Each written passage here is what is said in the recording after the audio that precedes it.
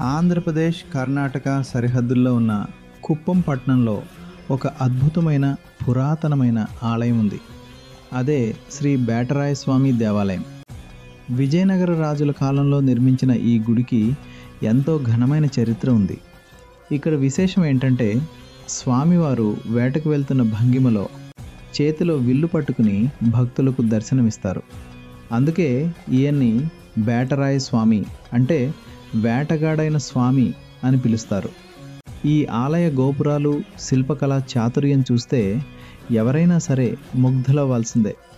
ప్రతి సంవత్సరం ఇక్కడ జరిగే బ్రహ్మోత్సవాలకు కుప్పం చుట్టుపక్కల నుంచే కాకుండా కర్ణాటక, తమిళనాడు రాష్ట్రాల నుండి కూడా వేల సంఖ్యలో భక్తులు తరలివస్తారు. కుప్పం వస్తే ప్రశాంతతను పంచే ఈ చారిత్రాత్మక ఆలయాన్ని అస్సలు మిస్ అవ్వకండి. మరిన్ని ఇంట్రెస్టింగ్ విషయాల కోసం ఇప్పుడే సబ్స్క్రైబ్ చేసుకోండి.